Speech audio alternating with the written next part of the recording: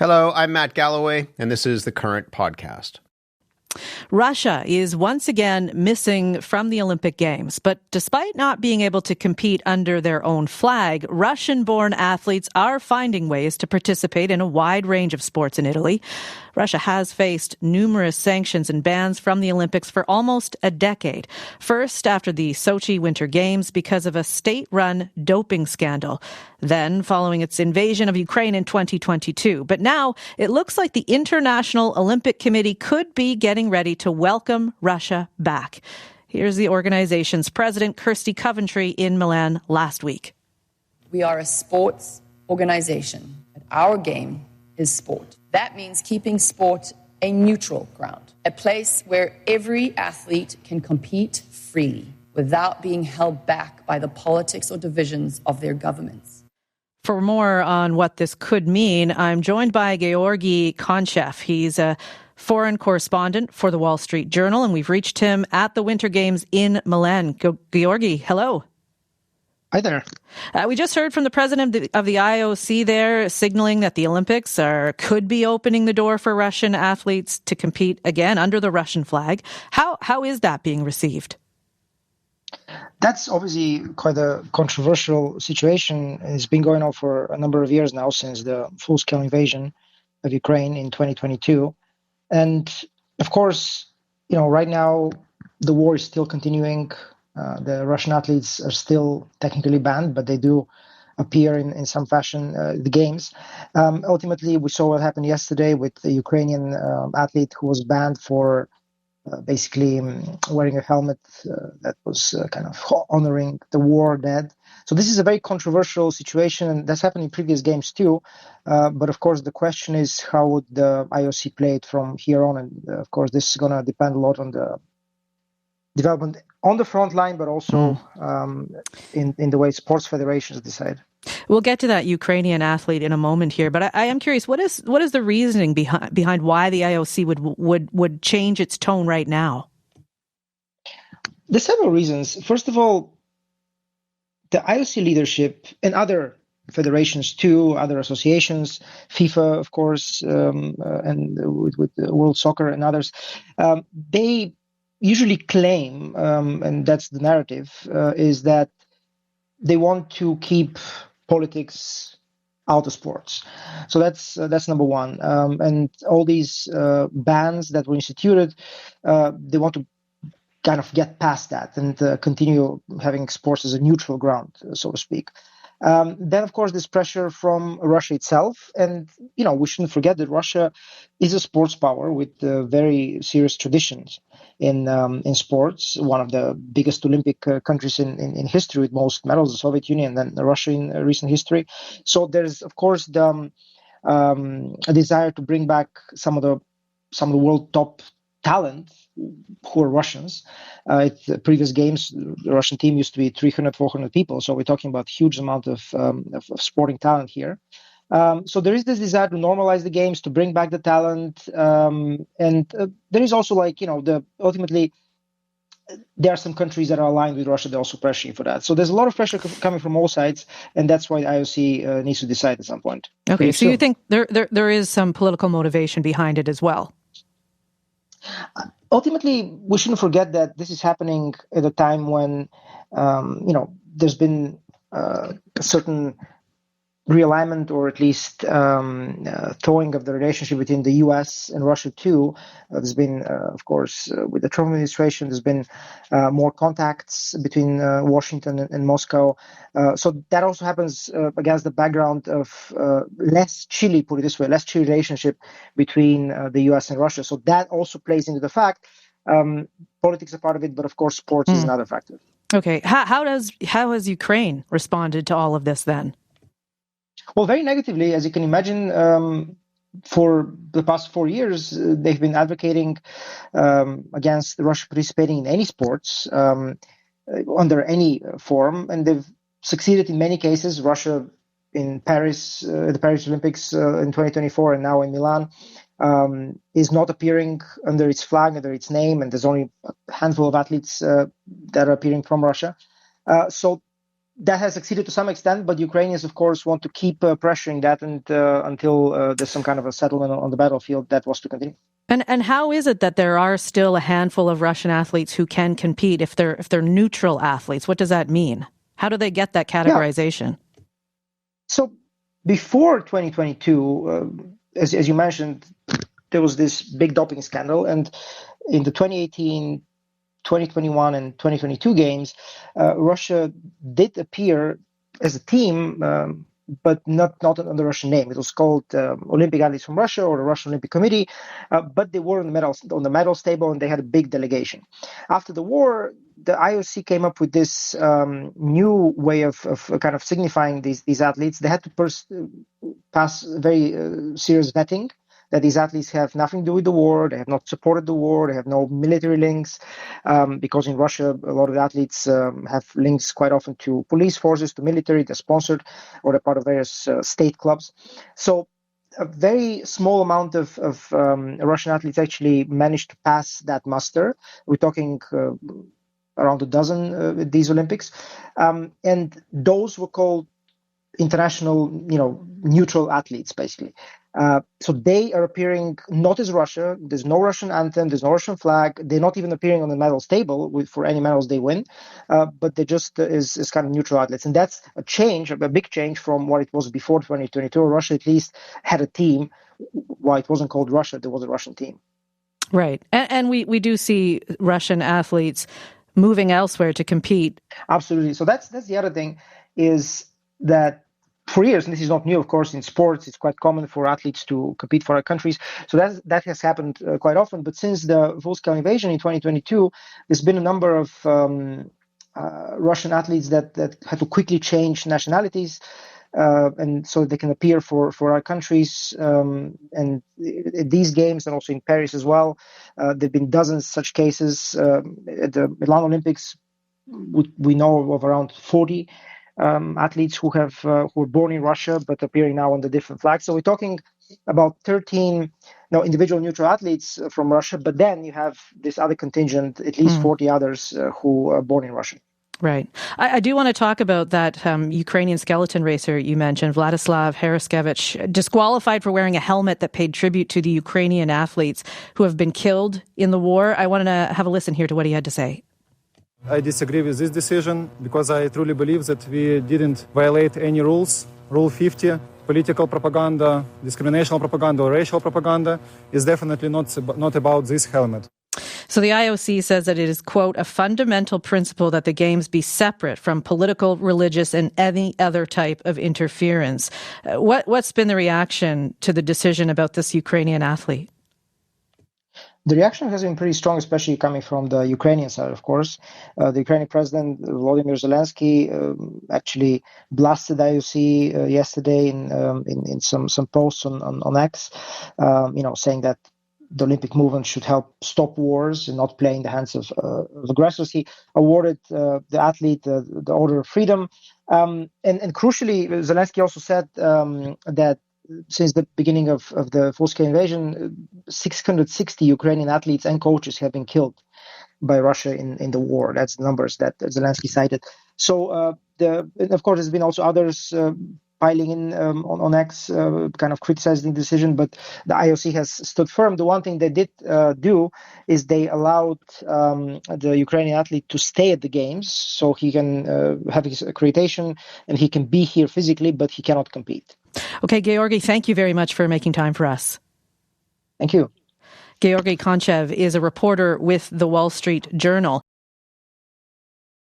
Now, the International Olympics Committee isn't the only sports organization looking at lifting its ban on Russia.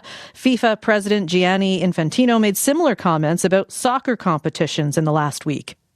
I think we have to look at it because this ban has not achieved anything. It has just created more frustration and hatred. And I feel that having girls and boys from Russia being able to play football games in other parts of Europe would help. We should actually never ban any country from playing football because of the acts of their political leaders. As these shifts in the sporting world start to take place, what's at stake for Russia? So to help us answer that question, I'm joined by Bruce Berglund. He's an historian of Russia and Europe and the author of the new book, The Moscow Playbook, How Russia Used, Abused, and Transformed Sports in the Hunt for Power. Bruce, good morning. Good morning, Rebecca. Why would the IOC and FIFA be interested in having Russia back? The IOC and FIFA have historically wanted Russia in the games despite years and decades in which Russia and before that the Soviet Union have broken the rules of international competition and then have deceived the governing bodies about their cheating, essentially. Yet, the governing bodies see it as essential to have Russia in the game. As Georgi said, Russia sends a lot of athletes to these competitions, but there's also the matter of, something I found in my research is the money that Russia contributes to these governing bodies, and it's not insignificant. So that's part of the equation as well. Is it a bigger piece of the pie per capita than other countries? I don't know about that in terms of the funding. The biggest contributor to the International Olympic Committee is the NBC network in the United States, the broadcast contracts that NBC makes to broadcast the Olympics in the U.S. But it's not an insignificant sum. Right. And in the interviews I did, I was struck that this is something that is important. I was thinking the answer was more in terms of politics, but the people I interviewed came back to money. Interesting. So do you think we could see Russian athletes competing under their own flag in the next games in 2028? Oh, I think that will definitely happen. Yeah, I think that will definitely be the case. I think if the war is still going on in Ukraine, there's already a sense of in media, in the world at large, in politics, right? This sense of the war as a everyday part of the background of international affairs. And as Georgi was saying, within the governing bodies, they want to normalize international sport, and that means bringing Russia back into the games. And how difficult is it to lift a ban? Is it just as simple as them signing on the dotted line and away they go? That's a good question, right? We have had that before of countries being banned. So Germany after World War II was banned. Of course, you had the ban against South Africa during the apartheid era. So yes, it will amount to that. Athletes will be invited. Again, there is the specific mechanics of qualifications within the different federations. But the sports federation, keep in mind, the International Olympic Committee works with the federations that govern the individual sports. And so each federation has its rules in terms of how to bring Russian athletes and bring Russian teams back into competition. I know you've written a lot about why the Olympics and these other international sporting events are so important to Russia, but why does Russia care so much about being involved in this? Yeah, that's a great question. This goes back to the Soviet Union. So the Soviet Union was first involved in the Olympics in 1952, and right from the start, the Olympics and international sport were a political project for Soviet leaders in Moscow. They wanted their athletes to go abroad and to win, to show the superiority of the Soviet system, of communism, and so forth. And now in the post-Soviet period, and especially under Vladimir Putin, there's still this political goal of sending Russian athletes abroad to demonstrate the strength of Russia, to demonstrate not only to international audiences, but also to domestic audiences, right? To show Russia is a strong, successful, affluent country. And to do this, they not only host events in Russia, but also send their athletes abroad to win. You actually wrote back in 2022 that the ban after Russia's invasion of Ukraine was, and these are your words, necessary to take away one of Putin's most reliable political tools and further isolate him internationally. Did we see that then?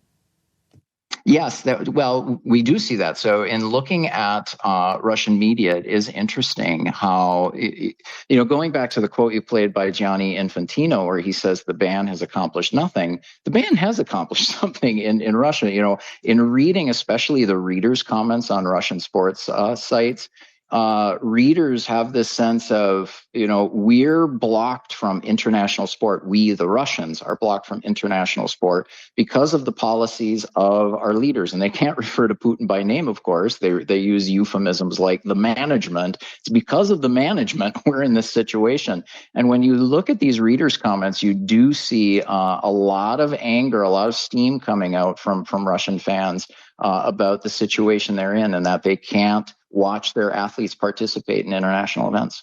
Back to the sporting question, because the IOC will say the reason they want them back is because, you better the field of competition. Is that true? Do we see that the games suffer as a result of not having the Russians there? Is the game not as good right now?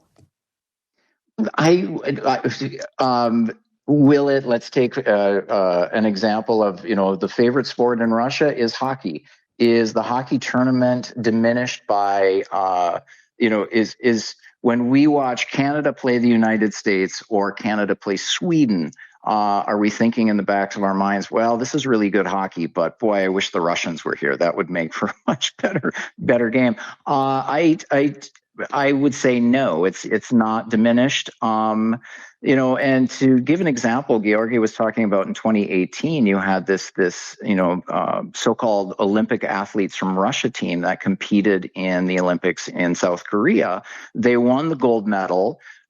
They went back to the Kremlin. They were received by Putin, and in no way did they say, "Oh, this was not really a true gold medal because the NHL players weren't playing." So, no, we're going to see fantastic competition, and like Georgi said, you see a lot of Russian athletes who have gotten the passports of other countries and are competing in one way or another.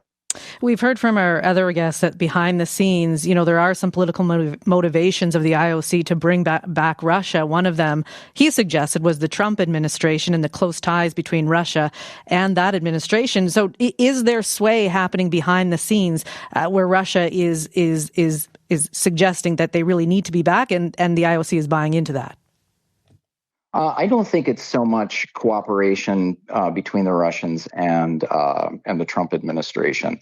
What I've seen, the pattern, and I found this in my research for my book, the pattern that has taken place all the way from the 50s to today is Moscow puts pressure on the IOC, and any pushback from the IOC against the Russians is then countered with the charge that the IOC is being political.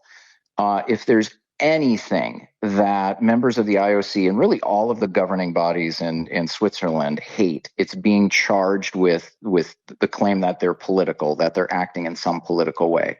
And Moscow has just been they've just been very skilled in using the apolitical stance of the governing bodies, especially the IOC, using that as a weapon to defend themselves against any charges that, for instance, their athletes are doping or they're covering up doping. What about the athletes themselves, the ones who may still be competing, not under the Russian flag necessarily, but under the neutral zone that they're able to compete? What are we hearing from them about all of this conversation, or are they wading in at all? You don't typically hear athletes who are at the games presently, talking about the situation. There was there have been interviews with Russian athletes who talked about the situation they're in since the start of the invasion in 2022. There was a terrific interview that was done by a Russian journalist. It's on YouTube with two Russian tennis players. One is Andrei Rublev, the well-known, the top-ranked men's player, and he was training and living in Barcelona. And one of the questions that came up was, for himself, but especially for younger players, for teenage players who are coming up, they have to deal with the possibility that if they want a career in pro tennis, they're going to have to look at getting a passport for another country. And so this is, I would say, it's an awareness that especially young, talented Russian athletes have, that if they want to continue their careers and compete at the top level, they do have to look at where are they going to get their passport from. You mentioned that other countries have faced bans in the past, Germany and South Africa, and certainly the Ukraine war is not the only conflict going on right now. So where is the line of which countries face bans in the sporting world, and do you think the IOC ever considers others right now? Yeah, that is a terrific question. No, the IOC does not like bans at all. The IOC does not like bans. So the present ban that came up after the start of the war in Ukraine, this is something that was really generated from athletes, in particular on the side of FIFA. It was the Polish national team, the Czech national football team, the Swedish national team, and their players told FIFA, we are not playing against Russia in the World Cup qualifiers. So this is not something that the IOC or FIFA wants, is any kind of bans. The big fear, and this is something that when I was doing research in the IOC archives, the big fear that IOC officials have, and you see this with other governing bodies, is they don't want a repeat of the 1980 boycott, when Canada, the United States, and some 60 other countries did not send athletes to the Summer Olympics in Moscow. The governing bodies see this as an absolute low point in the history of the Olympics and international sport, and they don't want anything like that again. And so if the IOC says they're trying to make the sport more neutral, and yet we have this Ukrainian, competitor wanting to wear a helmet, and we see sometimes athletes make certain signals or symbols from the podium, I mean, can we really separate sports and politics? The answer is no. When we watch the Olympics, we're watching athletes come into the stadium and compete representing nation states. They compete, they come into the stadium under flags, they stand at the podium under their flags, they listen to the national anthem. All of those are political symbols. So the very nature of how the Olympics is structured brings politics in. So, back to your question, where do you draw the line? The Olympics are already mixed with politics. And so, it's unfortunate. It's tragic that in the case of Haraskevich, that the IOC interpreted his statement of remembrance as a political statement. Okay. Bruce Berglund, we have to leave it there. Thank you for this. Thank you so much, Rebecca. Bruce Berglund is a historian of Russia and Europe and the author of the new book, The Moscow Playbook, How Russia Used, Abused, and Transformed Sports in the Hunt for Power. You've been listening to The Current Podcast. My name is Matt Galloway. Thanks for listening. I'll talk to you soon.